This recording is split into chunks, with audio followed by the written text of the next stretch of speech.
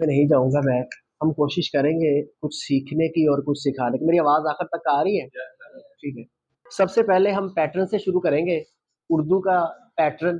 ठीक है, पेपर किस अंदाज से आएगा, हमने उसको हल कैसे करना है।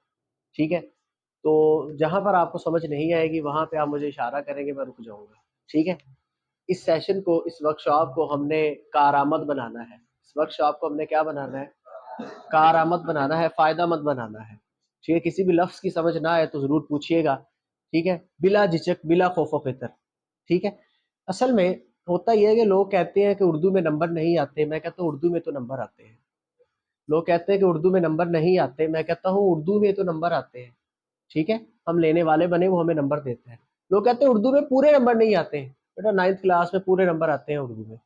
आप बोर्ड का रिजल्ट लिस्ट निकालें, पूरे पूरे नंबर आते हैं बच्चों के। बात समझ आ गई? हम उस लेवल का नहीं लिख पाते जिस वजह से हमें वो नंबर नहीं देता। ठीक है, हम बिस्मिल्लाह करते हैं, वक्त कम है।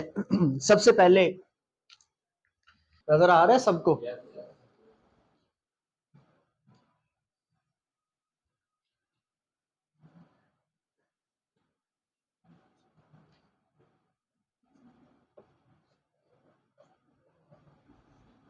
बेटा आपको 75 नंबर का पेपर आता है, जिसमें से 15 नंबर के एमसीक्यूज आएंगे। कितने नंबर के? बाकी कितने रह गए? 60। 60 नंबर का हिस्सा इंशाइया आता है। सबसे पहले हम सवाल नंबर 1 देखते हैं। हिस्सा मरूजी है, ये कितने नंबर की थी? कितने नंबर की? 15 नंबर की। अब ये 15 नंबर है, ये आएंगे कैसे, मैं ये जरा आपको बता देता हूँ। हिस्सा नसर है, हिस्सा नज्म और गजल है, इसके अलावा आपकी ग्रामर है। ठीक है, ये देखिएगा। हिस्सा नसर में से जो एमसीक्यूज आपको आएंगे वो 7 आएंगे। वो कितने आएंगे? जितने भी आपके असबाक हैं, सबक हैं, टोटल कितने सबक हैं? कुल कितने सबक हैं? उसमें से कितने आएंगे? 7 एमसीक्यूज आएंगे। इसके बाद आपका हिस्सा नज्म है। हिस्सा नज्म में आपको 2 एमसीक्यूज आएंगे। कितने एमसीक्यूज आएंगे? अच्छा, ये जो हिस्सा नज्म है, इसमें ऐसे हो सकता है कि वो आपको ये दे दे, मिसाल के तौर पे आपने काफिया और रदीफ पढ़ा होगा, काफिया रदीफ पढ़ा होगा, मतला मक्ता पढ़ा होगा, वो इसमें से भी दे सकता है। या मिसाल के तौर पे वो आपसे कह सकता है कि मौलाना अल्ताफ हुसैन हाली कहां पैदा हुए? कहां पैदा हुए? बोलो। पानीपत में पैदा हुए। ठीक है, इसी तरह इसके बाद हिस्सा गजल है। हिस्सा गजल में से भी 2 एमसीक्यूज आएंगे। कभी कभार वो 1 दे देता है, कभी कभार वो। इसके बाद है अल्फाज मुतजाद। अल्फाज मुतजाद क्या होते हैं, कोई तालिब इल्म मुझे बता सकता है? अल्फाज मुतजाद, अल्फाज का उलट। जिसमें मिसाल के तौर पे मैंने कहा दिन, इसका उलट क्या होगा? सुबह शाम। ठीक है, इसी तरह इसके बाद आते हैं अल्फाज मुतरादिफ। इसमें से भी 1 एमसीक्यूज आएगा। कितने एमसीक्यूज आएंगे? इसके बाद आपका आते हैं मुजक्कर मोनस, जिसको मैं तज़कीर और तानीस लिखता हूं। इसमें से भी 1 एमसीक्यूज आएगा। कितने हो गए?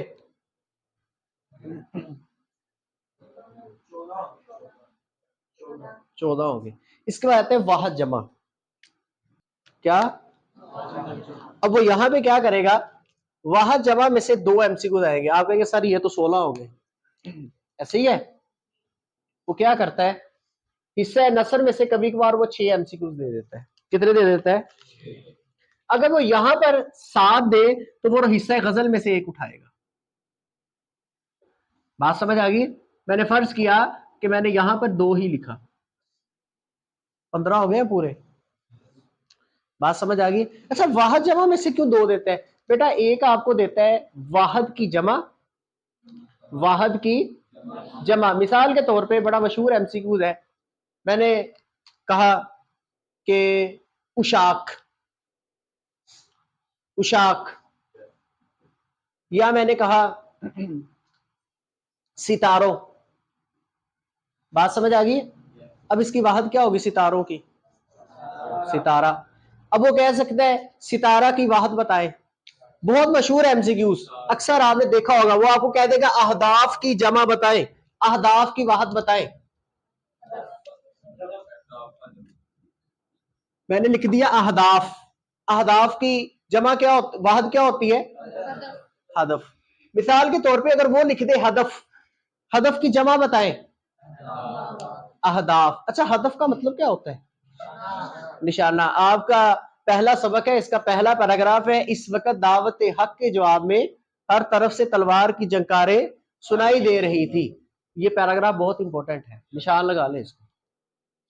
पहला पैराग्राफ बड़ा अहम है तशरीह के हवाले से, ठीक है। इसमें कोई मसला हो, किसी भी तालिब इल्म को इसमें कोई मसला हो, इसके आखिर पे हम ना ग्रामर को भी दोहराएंगे, यानी आपके ये काफिया, रदीफ, मतला, मक्ता, तशबीह, सारा क्या होते हैं, ठीक है। जिस हवाले से वो एमसीक्यूज हमसे पूछता है उस हवाले से मैं आपको थोड़े से याद भी करवा दूंगा, ठीक है। इसके बाद आपका आता है सवाल नंबर 2। सवाल नंबर 2 में क्या आता है जी? तो तालिब इल्म मुझे बता सकता है? नज़म और नज़म और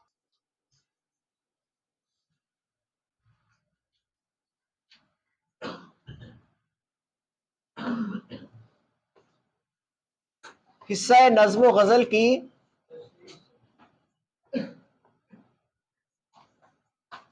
तशरीह। अच्छा, क्या ये इकट्ठी आती है? क्या उसने बताया होता है हिस्सा नज़म के अशार अलहदा है और हिस्सा गजल के अलहदा है? बताए होते हैं। 4 शेर, अशार शेर की जमा है, और शेर कहने वाले को क्या कहते हैं? इस शेर में शायर बयान करता है कि, ये गलती नहीं करनी आपने पेपर में, ये ना हो कि आप लोग उसकी जगह पे मुसन्निफ लिख दे तो वो गलत कर देगा। बात समझ रहे हैं? अच्छा, हिस्सा नज्म है, उसमें से जो अशार की टोटल 4 शेर आएंगे। कितने आएंगे? 4 शेर आएंगे। आपकी 4 ही नज्में हैं। पहली नज्म कौन सी है? हम। कौन सी है? अच्छा, उसके शायर कौन है? एक तालिब इल्म बताए ना, कौन है? ख्वाजा। अच्छा, किसी जगह पे ख्वाजा लिखा है, किसी जगह पे आप लोग कहते होंगे ख्वाजा, ऐसे ही है? तो ख्वाजा गलत है, ख्वाजा है। क्या है? ख्वाजा। अच्छा, अगर सबक में आ जाए मिर्जा गालिब के अदात व खसाइल, ये कौन सा सबक है? इसके मुसन्निफ कौन है? मौलाना अल्ताफ हुसैन। ये एक ही बंदा है, अलग अलग नहीं है। या आप ख्वाजा लिख दें या आप मौलाना लिख दें, ठीक है। अगर आपको मौलाना और ख्वाजा भूल जाए तो आप अल्ताफ हुसैन हाली भी लिख सकते हैं, ठीक है। पहली नजर मैंने आपको बताया हमद है, उसके शायर कौन है? अच्छा, दूसरी नज्म कौन सी है? नात, उसके शायर कौन है? अमीर मेनाई, ठीक है। इसके अलावा तीसरी नज्म कौन सी है? बरसात की, उसके शायर कौन है? अच्छा, यहां पर तालिब इल्म गलती करते हैं, वो लिखते पता कैसे है?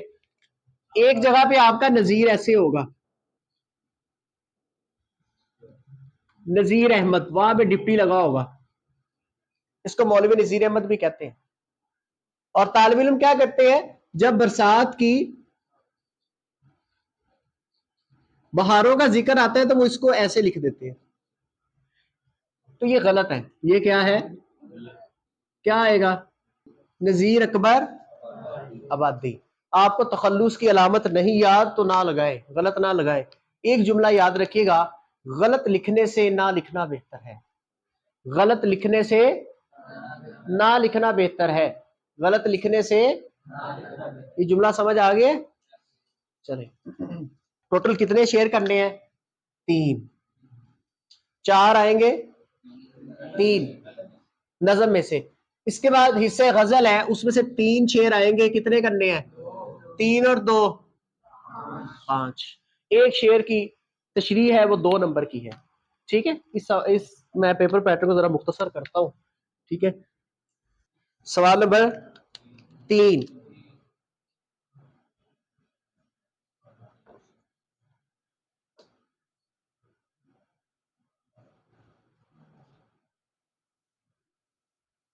इबारत की, इसमें तालिब इल्म बहुत बड़ी गलती करते हैं। शेर इबारत आती है 2 पैराग्राफ की, एक ही सबक में से नहीं आती, अलग अलग सबकों में से आती है। इसको भी देख ले। पहले 5 सबकों में से एक इबारत आएगी, अगले 5 सबकों में से एक इबारत आएगी, ठीक है। और दोनों ही करने हैं। तालिब इल्म नहीं करते, तालिब इल्म कहते हैं एक करनी होती है। वो टेस्ट कभी बार हम लेते हैं तो उसमें हम एक दे देते हैं, तो तालिब इल्म समझते हैं शायद हमने एक ही करनी है। तो आपने क्या करनी है, दोनों ही पैराग्राफ, इबारत की तशरीह दोनों ही करके आनी है, ठीक है। जी, टोटल 11 सबके हैं आपके, ठीक है।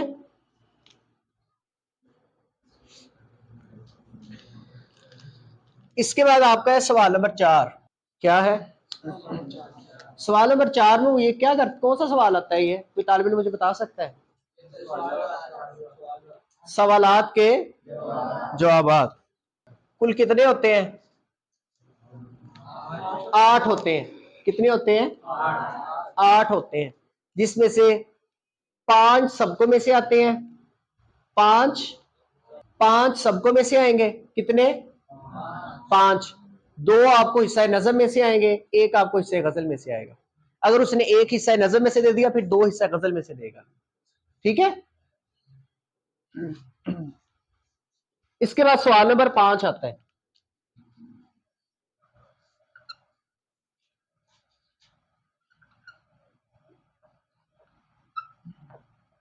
सवाल नंबर 5 कौन सा होता है? कौन सा खुलासा? सबक का खुलासा। अच्छा, ये 2 आते हैं। कितने आते हैं? उसमें से कितने करने होते हैं? इसी तरह सबकों के 2 हिस्से कर ले। पहले 6 सबक में से एक आएगा, अगले सबकों में से एक आएगा। पहले 6 सबक या 5 भी आप कर ले तो आपका बहुत जबरदस्त पेपर हल हो सकता है। खुलासा नहीं आपका रहता जी। 5 नंबर का 2 आएंगे, अलिफ और बे, ठीक है। 2 आएंगे, इसमें से एक करना होगा। कितने नंबर? इसके भी 10 नंबर है, इसके भी 10 नंबर है, और सवालात के जवाबात के भी 10 नंबर। इसके बाद आता है सवाल नंबर जी, कर ले, हो जाएंगे। याद करने हैं या याद किए हुए? ये याद रखा हुआ है जी। मुशायर कहते हैं तुम मुझे अभी याद नहीं आते हो, तुम मुझे अभी याद, तुम मुझे अभी याद हो गए हो, तुम मुझे अभी याद नहीं आते हो, तुम मुझे अभी याद हो गए हो। लिहाजा खुलासों को याद करना नहीं है, याद रखना है। बात समझ आ गई है? सवाल नंबर 6 कौन सा आता है? यहाँ पे तालिब इल्म गलती करते हैं, वो नज़म का खुलासा भी लिख देते हैं और मरकजी ख्याल भी लिखते हैं। आपने एक चीज लिखनी है, जब मैं इसका तरीका आपको समझाऊंगा तो फिर ये वहां पे आपको क्लियर करवाऊंगा कि आपने वहां पे खुलासा लिखना है या मरकजी ख्याल लिखना है, ठीक है। 4 नज़में हैं, उसमें से कितने आएंगे? एक आएगा 5 नंबर का। बात समझ आ गई है? उनमें ज्यादा अहम जो है वो नात का है और बरसात की बहारों का है। नात का है और बरसात की बहारों का है। इसके अलावा 4 हैं, छोटे से हैं, वो सारी कर ले, अच्छी बात है। सवाल नंबर 7 जो है वो आपको दरखास्त आती है या खत आता है? दरखास्त आती है या खत आता है। इसके बाद सवाल नंबर 8 है, या कहानी आती है या मुकाम। बात समझ आ गई है? इसके बाद आखिरी सवाल है, अच्छा नंबर्स में बता दूं, दरखास्त या खत के 10 नंबर होते हैं, मुकालमा या कहानी के 5 नंबर होते हैं। इसके अलावा सवाल नंबर 9 और आखिरी सवाल आपने पेपर में सबसे पहले ही इसको करना है, यानी हमने नीचे से ऊपर की तरफ जाना है, हमने नीचे की तरफ से। अच्छा, मैंने एक लफ्ज, एक जुमला बोला है, क्योंकि हर्फ से हरूफ बनते हैं, हरूफ से लफ्ज बनते हैं, लफ्जों से जुमले बनते हैं, जुमलों से जुमलों से पैराग्राफ बनते हैं, पैराग्राफ से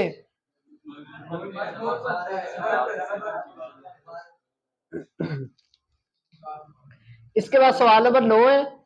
9 में आता है आपको जुमलों की दुरुस्ती या ज़रबुल इमसाल।